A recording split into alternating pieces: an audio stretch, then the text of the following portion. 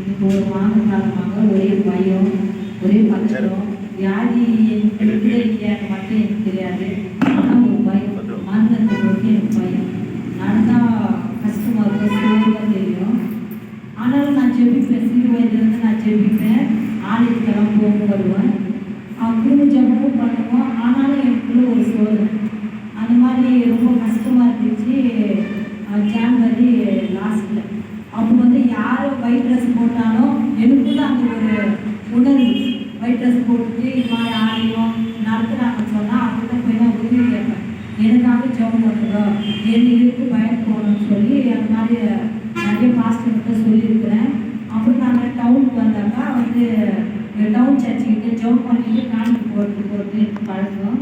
நான் போன வாரத்தில் ஹாஸ்பிட்டலுக்கு வந்து ஏசப்பா எனக்கு 2 வாரத்துக்கு 3000 ரூபாய் மாத்திரம் ஆகுது, அது வெறும் வயிற்றுல அல்சரு இந்த மாதிரி கூட சொல்லலை, கேஸ் இருக்குதுன்னு சொல்லி தான் சொன்னாங்க.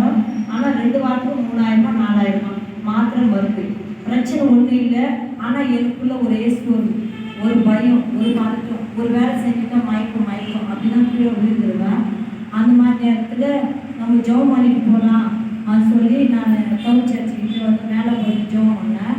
ஒரு சிஸ்டர் தான் சொன்னாங்க, நான் ஜெபம் பண்ணிட்டு இறங்கும்போது, சிஸ்டர் நில்லுங்க, உங்களோட கடவுளை பேசுவார், என்னாவது தெரியல, நான் ஒன்று சொல்கிறேன் கேட்பீங்களா, உங்களுக்கு டச் செல் இருக்குதான்னு கேட்டேங்க. எடுத்து உடனே எனக்கு ஒரு பயம் வந்துச்சு.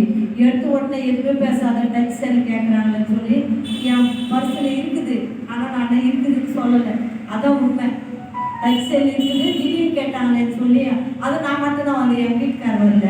அதனால இல்லைங்க சிஸ்டர் என்ன ஆச்சுன்னா, இல்லை கடவுள் உங்களை நேசிக்கிறாரு, நான் ஒன்று சொல்லுவேன், நீங்கள் ரொம்ப மனவியாதியோடு வந்துருக்கிறீங்க, உங்களுக்காக ஜெபம் பண்ணுறாங்களோ, நான் போயிருக்கிறேன், இதுக்கு என் வாழ்க்கையில் நல்லா ஒரு சாட்சியாக இருக்கிறேன், அற்புத அதிசயங்கள் எந்த வியாதி கஷ்டம் இருந்தால் கூட உங்களுக்கு போகும், நான் சொல்கிறேன், அந்த இடத்துக்கு நீங்கள் போங்க, அட்லீஸ்ட்டு அந்த ஃபோன் நம்பராவது நான் கொடுக்குறேன், எழுதிக்கோங்கன்னு சொல்லி அப்போ மட்டும் ஃபோன் நம்பர் எழுதிக்கிறேன். ஐயா ஃபோன் நம்பர் தான் எனக்கு கொடுத்தாங்க. அப்புறம் சொல்லிட்டு நான் பண்ணலை அந்த ஃபோனுக்கு. சாயந்தரம் வந்த உடனே எதுக்காக நம்ம அந்த இடத்துக்கு போனால் அவங்க எதுக்காக நம்மளுக்கு சொல்லணும், அவங்க யாரும் நான் யாரும் தெரியலையேன்னு எங்கள் வீட்டுக்கார வேலை முடிச்சுட்டு வீட்டுக்கு வந்தாங்க. நீங்கள் பண்ணி பேசுங்க அவங்ககிட்ட, கடவுள் அந்த மாதிரி தான் நம்மளை வாய்ப்பாரு, அவர் தெரியல அது சொல்லி இவங்க பேசுனாங்க ஐயா கிட்ட. அவங்க எங்களுக்காக ஒரு 1 மணி நேரம் ஜெபிச்சாங்க. அது ரொம்ப சோர்வாக இருந்தால் ஐயா ஜெபிச்ச உடனே எனக்கு ஒரு பெருனாக இருக்குது. சரி எப்படியாவது இந்த ஞாயிற்றுக்கிழமை போயிட்டு நம்ம ஒரு சாட்சியாக சொல்லணும் சொல்லி தான் ஊரில் இருக்கிற சர்ச்சை முடிச்சுட்டு நேரம் இங்கே வந்துருக்கேன். கடவுளுக்கு சாட்சியாக வைக்கிற கடவுள்